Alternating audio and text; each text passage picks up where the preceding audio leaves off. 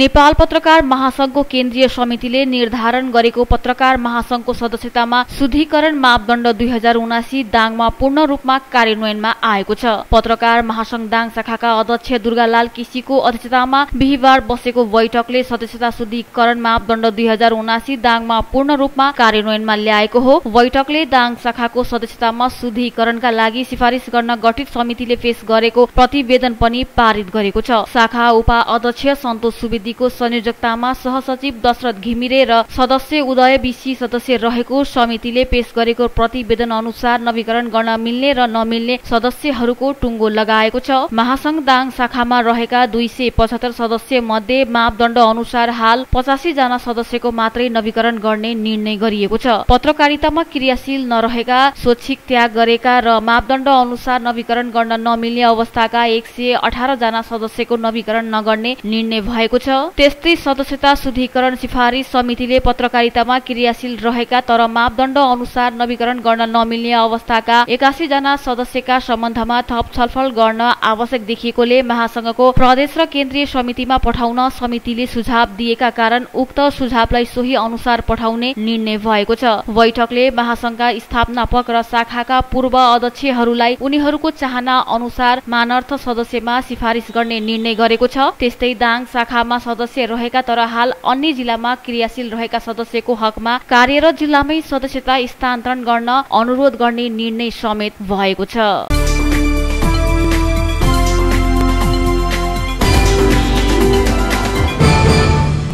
तुलसीपुर उपमहानगरपालिका वडा नम्बर 11 मा रहेको अमर माध्यमिक विद्यालयमा कुखुरा पालन र बाख्रा पालन सम्बन्धी तालिमको समापन भएको छ। प्राविधिक तथा व्यावसायिक तालिम परिषद बुटोलको आर्थिक सहयोगमा सञ्चालित 65 दिने तालिमको आज समापन गरिएको हो। विद्यालय व्यवस्थापन समितिका अध्यक्ष होताराम बस्नेतको अध्यक्षतामा तथा वडा नम्बर 11 का अध्यक्ष मानबहादुर रावतको प्रमुख अतिथितामा तालिमको समापन भएको हो।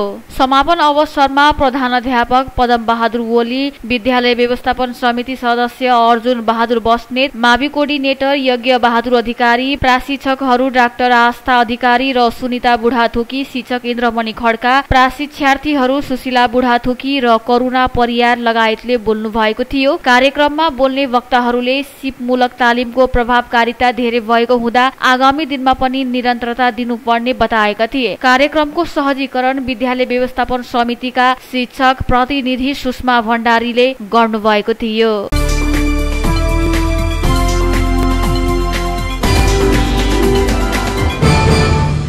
लुम्बिनी प्रदेश प्रहरी कार्यालय दाङका प्रमुख प्रहरी नायब महानिरीक्षक डीआईजी उमेश राज जोशी बिहीबार लुम्बिनी प्रदेश ट्राफिक प्रहरी कार्यालय बुटोलमा कार्यालय परिसर लगायत सम्पूर्ण शाखा तथा ब्यारेक भवनको निरीक्षण गर्नुभएको छ। त्यस्तै जोशीले कार्यालयको प्रस्तुतिकरण अवलोकन गरी माथा जिल्ला ट्राफिक प्रहरी कार्यालय रूपन्देही, नवलपरासी पश्चिम, कपिलवस्तु र पाल्पाका कार्यालय प्रमुख तथा उपस्थिति सम्पूर्णलाई प्रहरी काम कारबाहीको सिलसिलामा आफ्नो स्वास्थ्य र सुरक्षाको ख्याल राख्ने भाइचाराको भावनाले काम कार्य गर्न आग्रह गर्नुभयो। यस्तै सचेतनामूलक कार्यक्रम लक्षित वर्ग केन्द्रित भई गर्ने, चालकलाई गल्तीको बोध गराई कारबाही गर्ने, सवारी दुर्घटनामा मानवीय संवेदनाको कुरालाई ख्याल गर्ने, आफ्नो जानकारीमा आएका सूचना तथा नवीनतम कामहरूको विषयमा सबैमा जानकारी गराउने लगायतका अमूल्य निर्देशन दिनुभएको लुम्बिनी प्रदेश ट्राफिक प्रहरी कार्यालय बोटोलका ट्राफिक प्रमुख कृष्ण परसाईले जानकारी दिनुभएको छ।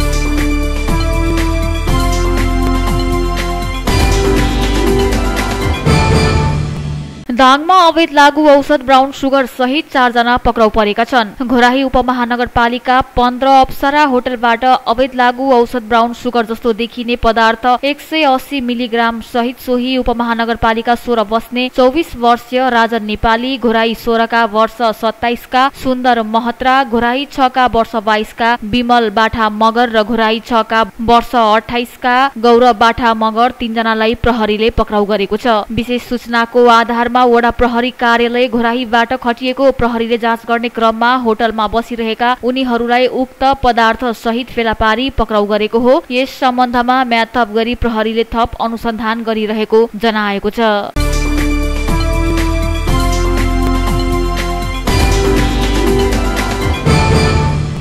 दङ्गेशरण गाउँपालिकाको वडा नम्बर 1 को दुर्गम ठाउँको रूपमा चिनिने फुर्के शैलीमा बिजुली बत्तीको पहुँच पुगेपछि त्यहाँका स्थानीय बासिन्दा हर्षित भएका छन्। दाङको दङ्गेशरण 1 फुर्के शैली जहाँ अहिलेसम्म टुकी र पानोसमा बस्ने बाध्यता रहँदै आएको थियो, अब त्यस ठाउँमा जनताको समस्या समाधान भएको र त्यहाँको जनताको दैनिक जनजीवन सहज हुने दङ्गेशरण गाउँपालिका वडा नम्बर 1 का वडा अध्यक्ष रमेश भण्डारीले बताउनुभयो। दङ्गेशरण गाउँपालिकाको पहल र त्यहाँ गाडिएको पोल र तारको विस्तारमा पालिकाले बजेट नै खर्च गरेर पोल तथा तार विस्तार गरेको थियो। 60 वर्षपछि विद्युत नै बाल्ने आशा नै मरिसकेका स्थानीयहरू बत्ती बाल्न पाउने भएपछि धेरै नै हर्षित भएका छन्। बिहिबार एक कार्यक्रम बीच विद्युत उद्घाटन गर्न गाउँपालिका अध्यक्ष शम्भु गिरी, उपाध्यक्ष पिमा खड्का, प्रमुख प्रशासकीय अधिकृत निमराज भट्टराई, वडा नम्बर 6 का वडा अध्यक्ष रोशनजंग शाह, विद्युत कर्मचारी प्रकाश देवकोटा र वडा अध्यक्ष रमेश भण्डारी सहितको टोलीले बिहानैदेखि फिल्डमा पोल तार र प्राविधिक पक्षको अनुगमन गर्दै विद्युत उद्घाटन गरेको थियो। पालिकाले पहिलो वर्ष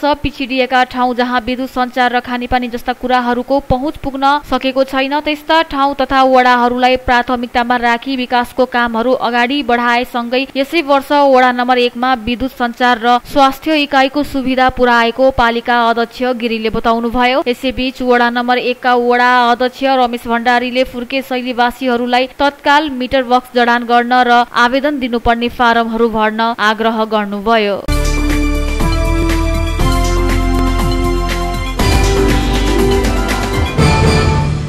बाँकेमा अत्याधिक गर्मी बढेपछि नेपालगञ्ज उपमहानगरपालिका र खजुरा गाउँपालिकाले विद्यालय बन्द गर्ने भएका छन्। नेपालगञ्ज उपमहानगरपालिकाले विद्यार्थीलाई 3 दिन गर्मी बिदा दिएको छ। अत्याधिक गर्मी भई पठन पाठनमा कठिनाई भएकोले जेठ 21 देखि 23 गतेसम्म बिदा दिएको उपमहानगरको शिक्षा महाशाखाले जनाएको छ। उपमहानगरपालिका अन्तर्गत सामुदायिक मदरसा र संस्थागत विद्यालयमा वर्षे बिदाबाट कट्टी हुने गरी 3 दिन बिदा दिने निर्णय गरिएको शाखाका अधिकृत लोकेन्द्र शाहीले जानकारी दिनुभयो। खजुरा गाउँपालिकाले पनि 3 दिनका लागि विद्यालय बन्द हुने जनाएको छ। गाउँपालिकाका शिक्षा युवा तथा खेलकुद शाखाका प्रमुख खगेन्द्र मल्लले सूचना जारी गर्दै विद्यालय बन्द गर्ने निर्देशन दिएका छन्। अत्याधिक गर्मी भएका कारण विद्यार्थीलाई पठन पाठनमा कठिनाई भएकोले शिक्षा समितिको निर्णय अनुसार वर्षे बिदाबाट कट्टा हुने गरी विद्यालय बन्द गर्ने निर्णय भएको उहाँको भनाइ छ। नेपालगञ्जमा हाल अधिकतम तापक्रम 38 देखि 41 डिग्रीको हाराहारीमा छ।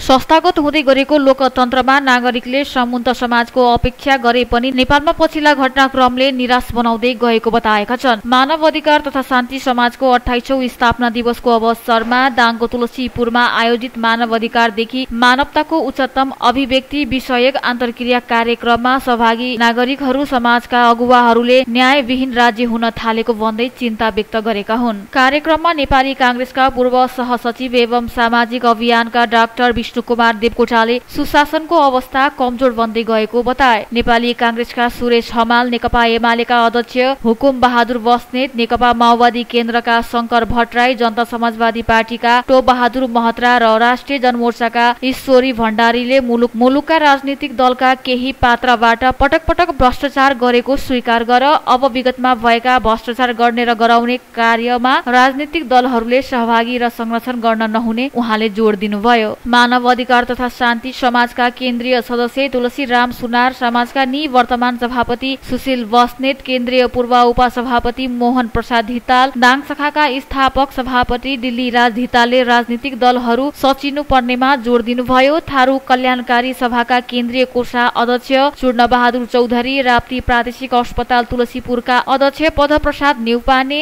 तुलसीपुर उद्योग वाणिज्य संघका अध्यक्ष रामप्रसाद चालिसे, तुलसीपुर नगर जेसिसका अध्यक्ष शालिकराम ओली, ज्येष्ठ नागरिक समाज प्रदेशका अध्यक्ष खुमानन्द अधिकारी, महिला अधिकारी कर्मी सुषमा गिरी, राष्ट्रिय अपाङ्ग महाशाखाका प्रदेश उपाध्यक्ष देवा डाङ्गी, दलित नागरिक समाज जिल्ला संयोजक छवि परियार लगायतले राजनीतिक दलहरूकै कारण 2072-73 को उपलब्धि कमजोर बन्ने हो कि भन्दै आशंका व्यक्त गरे। संसदीय सन्दीप रिजालले स्वागत मन्तव्यबाट व्यक्त गरेको कार्यक्रमको सञ्चालक सचिव अमृत प्रसाद शर्माले गरेका थिए। 2053 जेठ 19 गते स्थापना भएको शान्ति समाजले यसपटक साता व्यापी कार्यक्रम अन्तर्गत अन्तर्क्रिया रक्तदान कारागार कार्यालय तुलसीपुरमा 70 थान विभिन्न पुस्तक हस्तान्तरण रानीघाट खोला सरसफाई गरेको छ। त्यस्तै खागन्न तथा वस्त्रदान वातावरण संरक्षणका लागि वृक्ष सरसफाई लगायतका कार्यक्रम गर्ने तालिका सार्वजनिक गरेको छ।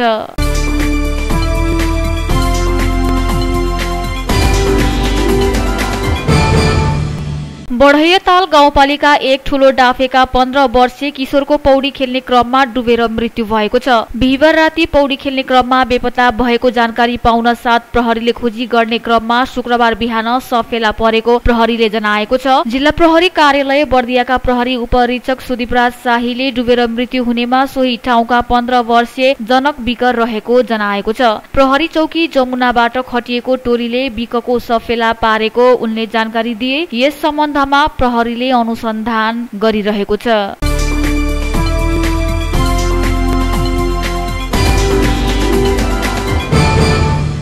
तुलसीपुर उपमहानगरपालिकाले आइतबारदेखि मात्रै रासो संकलन गर्ने भएको छ। पालिकाले बिहिबार एक सूचना जारी गर्दै आइतबारदेखि मात्र रासो संकलन गर्ने जानकारी गराएको हो। तुलसीपुर उपमहानगरपालिका सहित 19 वटै वडाको रासो उठाउने सफ्टवेयरमा समस्या देखेकोले तत्काललाई रासो उठाउन रोकिएको रासो व्यवस्थापन शाखा प्रमुख ललित बहादुर घरतीद्वारा हस्ताक्षरित विज्ञापनमा उल्लेख छ। रासो संकलनमा विगत केही दिनदेखि समस्या देखा परे पनि सेवा प्रदायक संस्थाले बुधबार मात्रै जानकारी गराएकोले भोलिका दिनहरूमा कुनै पनि समस्या नआओस् भन्ने उद्देश्यले रासो संकलन कार्यलाई रोकेको घरतीले बताएका छन्।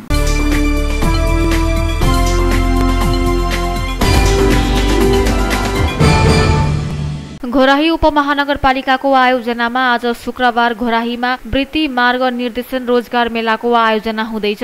सोभियत सरकारको आर्थिक सहयोग र हेल्भिटास नेपालको प्राविधिक सहयोगमा सरकारसँगको द्विपक्षीय परियोजना अन्तर्गत उपमहानगरपालिका सामाजिक विकास महाशाखा तथा रोजगार सेवा केन्द्रको आयोजनामा सो मेला आयोजन हुन लागेको हो। मेलाबारे जानकारी दिन बिहिबार घोराहीमा आयोजित पत्रकार सम्मेलनमा बोल्दै नगर प्रमुख नरुलाल चौधरीले मेलाले विद्यार्थी तथा युवाहरूलाई वृत्ति परामर्शको सेवा प्रदान गर्ने तथा रोजगारीको खोजीमा रहेका युवा जनशक्ति र रोजगारदातालाई एकै स्थानमा ल्याई आफ्नो आवश्यकता अनुसारको जनशक्ति खोज्न र रोज्न सहयोग पुग्ने बताउनुभयो। नगर प्रमुख चौधरीका अनुसार रोजगार मेलामा वृत्ति विकास सम्बन्धी परामर्श सेवा तथा जानकारी दिइनेछ। त्यस्तै सिपमूलक तालिम दिने संस्थाहरूको प्रदर्शनी र तालिमबारे जानकारी दिइने रोजगार सम्बन्धी सूचना दिनुका साथै रोजगारदातासँग प्रत्यक्ष सम्पर्क गराइने निशुल्क सञ्चालन हुने कार्यस्थलमा आधारित सिपमूलक तालिम सम्बन्धी जानकारी दिने र स्थानीय उत्पादन प्रदर्शनी गरिनेछ। स्थानीय जनशक्तिलाई स्थानीय स्तरमै रोजगार उपलब्ध गराउने अभिप्रयास रोजगार मेला आयोजन गर्न लागि उहाँको भनाइ छ। मेलामा करिब 2500 जनाको सहभागिता रहने बताइएको छ। मेला घोराहीको होटल माला इनमा बिहान 10 बजेदेखि 5 बजेसम्म सञ्चालन हुनेछ।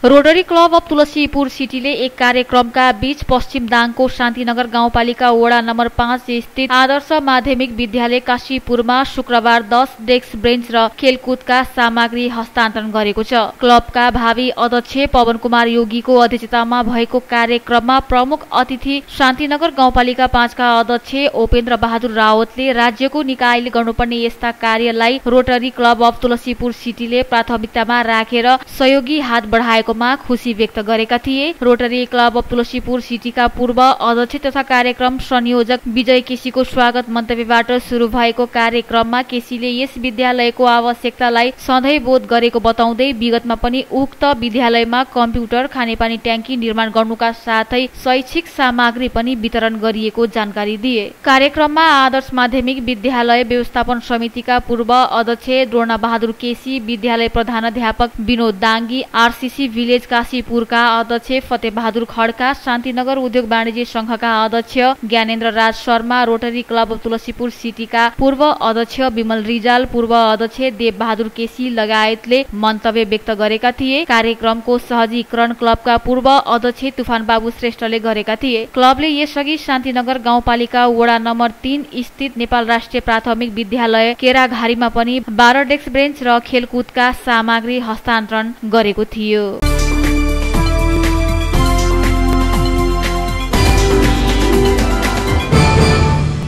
मौसम पूर्वानुमान महाशाखाले देशका तराई भूभागमा तातो हावा तथा लू लाग्न सक्ने चेतावनी जारी गरेको छ। महाशाखाले शुक्रबार दिउँसो विशेष बुलेटिन जारी गरेर विगत केही दिनदेखि काठमाडौँ उपत्यका सहित देशभर गर्मी बढेको भन्दै तराईका भूभागमा आउँदो 5 दिन लू लाग्न सक्ने चेतावनी दिएको छ।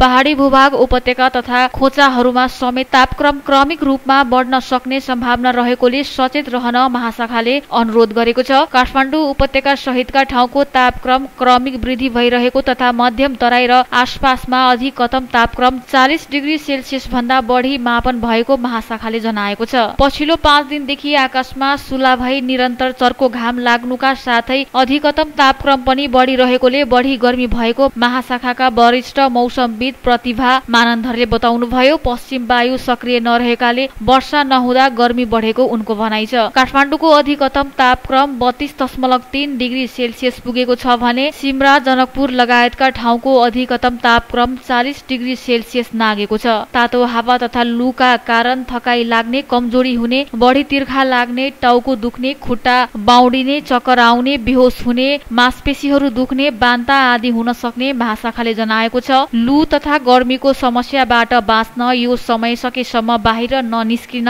हल्का लुगा लगाउन, बाहिर निस्कनै परे टाउको छोप्ने, टोपी लगाउने, पटक पटक पानी तथा जुस, शरबत लगायतका झोल पदार्थ प्रशस्त मात्रामा पिउन र स्वास्थ्यमा समस्या भएमा तत्कालै स्वास्थ्य कर्मीसँग सम्पर्क गर्न महाशाखाले अनुरोध गरेको छ।